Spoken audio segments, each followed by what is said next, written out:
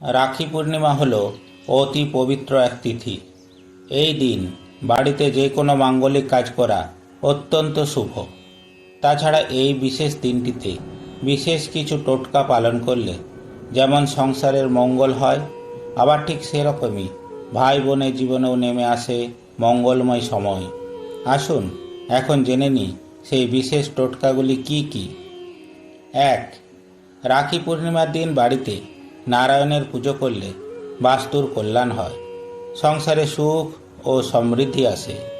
নারায়ণের সাথে সাথে এই দিন মা লক্ষ্মীকেও 5 রকমের ফল, মিষ্টি ও 5 রকমের ফুল দিয়ে পুজো করতে পারলে মা লক্ষ্মী অত্যন্ত প্রীত হন। 2. ভাইয়ের হাতে রাখি পরানোর আগে অবশ্যই বজরংবলীর হাতে রাখি পরিয়ে দিন। এতে করে আপনি অতি অবশ্যই ভালো ফল লাভ করতে পারবেন। 3. রাখি পূর্ণিমার এই বিশেষ দিনে সূর্যদেবকে অতি অবশ্যই অর্ঘ্যদান করুন, এতে সংসারের প্রভূত কল্যাণ হবে। 4. এই দিন সকালে একবার ও সন্ধ্যায় একবার মা লক্ষ্মীর সামনে ঘিয়ের প্রদীপ জ্বালুন, তাহলে মা লক্ষ্মীর কৃপা লাভ হবে। 5. এই রাখি পূর্ণিমার দিন সকালে স্নান সেরে শুদ্ধ বস্ত্রে গঙ্গা জলের সাথে কাঁচা দুধ মিশিয়ে অশ্বত্থ গাছের গোড়ায় ঢালুন। এরপর 11 বার সেই গাছটিকে প্রদক্ষিণ করুন ও আপনার মনের কামনা জানান। দেখুন আপনার মনের ইচ্ছা পূর্ণ হবে। 6. এই দিন কাঁচা দুধের মধ্যে চিনি ও আতপ চাল মিশিয়ে চন্দ্রদেবকে অর্পণ করুন, তাহলে দাম্পত্য সম্পর্কের উন্নতি ঘটবে। 7. রাখি পূর্ণিমার এই বিশেষ দিনে ভাই ও বোনেরা প্রত্যেকে মা লক্ষ্মীকে গোলাপের আতর, সুগন্ধি ধূপ ও লাল ফুল অর্পণ করে পুজো করুন। পুজো শেষে কর্পূরের আরতি করুন, এতে ভাই ও বোনের সম্পর্ক অটুট থাকে। 8.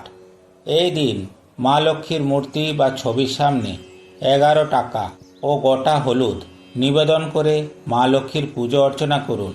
পরের দিন সকালে স্নান করে শুদ্ধ বস্ত্রে ওই টাকা ও হলুদ একটি লাল কাপড়ে বেঁধে আপনার টাকা রাখার জায়গায় রেখে দিন।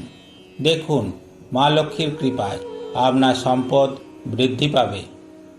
9. এই দিন গায়ত্রী মন্ত্র 108 বার জপ করুন। শ্রীকৃষ্ণের অষ্টোত্তর শতনাম অথবা ভগবান বিষ্ণুর সহস্রনাম পাঠ করুন।